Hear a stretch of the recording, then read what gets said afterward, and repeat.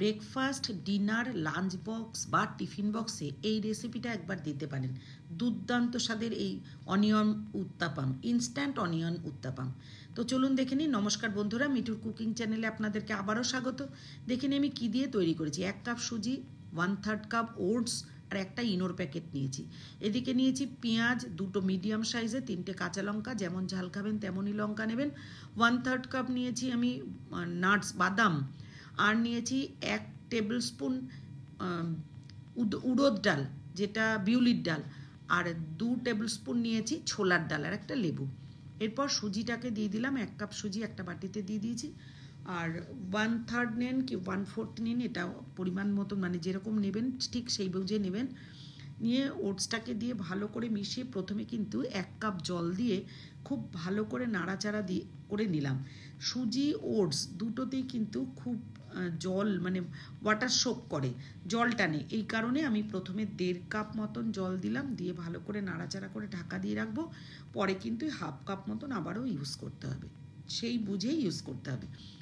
এরপর frying pan গরম করে প্রথমে বাদামটাকে একটু ড্রাই রোস্ট করে নিয়ে এরপর ছোলার ডাল আর বিউলির ডালটা বা উড়দ ডাল যেটা বলে সেটাও দিয়ে খুব ভালো করে মিনিট 3-4 ধরে একদম লো টু মিডিয়াম আঁচে রেখে ড্রাই রোস্ট করে নিয়ে ঠান্ডা করে মিক্সিতে মিক্স করে নিতে হবে জল দিয়ে। এটা কিন্তু চাটনির জন্য আমি বানাবো। এরকমভাবে একবার চাটনি বানিয়ে দেখবেন, দারুণ স্বাদ হয় খেতে। এরপরে এটা ঠান্ডা করে নিয়ে মিক্স করে নেব জল দিয়ে। তার মধ্যে দেব কাঁচা লঙ্কা, যেটা রেখেছিলাম আমি, কাঁচা লঙ্কা যেমন ঝাল খাবেন ঠিক তেমনই দেবেন। আর দিয়ে দেব এর মধ্যে আমি লবণ, স্বাদ মতো লবণ। এরপরে কতগুলো কারি পাতা দিয়েছি। এটা আপনারা চাইলে শুধু তড়কা দিতেই পারেন, তবে কারি পাতাটা দিলে একটা স্মেলও ভালো আসে আর কারি পাতাটা খাওয়াও ভালো।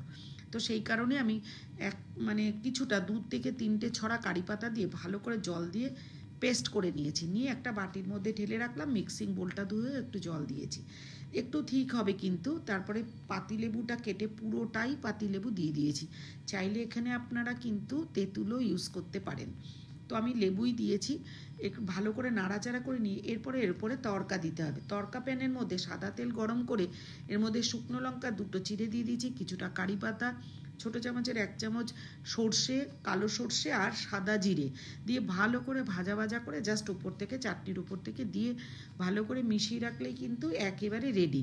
খুব সহজ পদ্ধতিতে অল্প সময়ে দুর্দান্ত এই রেসিপিটা ট্রাই করে দেখবেন, দারুণ লাগবে। এবার পেঁয়াজ নিয়েছিলাম, যে পেঁয়াজটা ডুমডুম করে ছোট ছোট ডুমডুম করে কেটে নিয়েছি।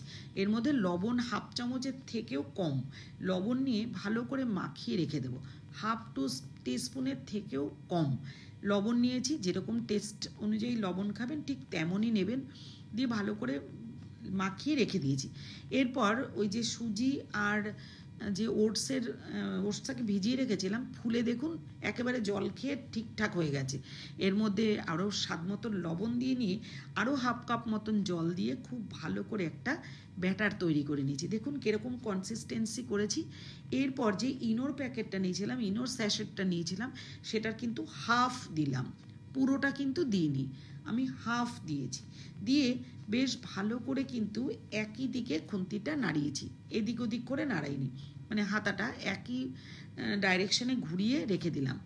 তো এরপরে সরাসরি চলে যাব গ্যাসের উনানে বা ইন্ডাকশানে করেছি সেখানে। লো টু মিডিয়ামে প্রথমে একটু হাই করে গরম করে নিই, একদম 1 ড্রপ তেল দেওয়ার পরে লো টু মিডিয়ামে রেখে প্রথমে 2 স্পুন মতন ব্যাটার দিয়ে দিয়েছি।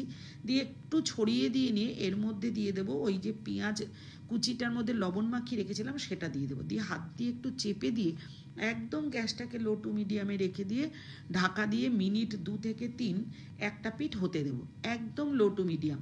তাহলে কী হবে, খুব সুন্দরভাবে রান্নাটাও হয়ে যাবে। আর দেখুন কি সুন্দর একটা কালার এসছে, পুড়েও যাবে না। পাল্টে দিলাম খুব সহজেই, এপিটোপিট একটু ভাজা ভাজা করলেই রেডি। তো এইভাবে করে আমি 3টে একবারে করে সস এই চাটনির সাথে পরিবেশন করেছি।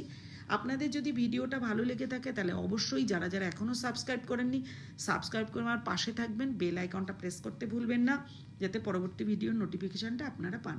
আর যারা যারা অলরেডি সাবস্ক্রাইব করেছেন তাদেরকে অসংখ্য ধন্যবাদ আমার পাশে থাকার জন্য।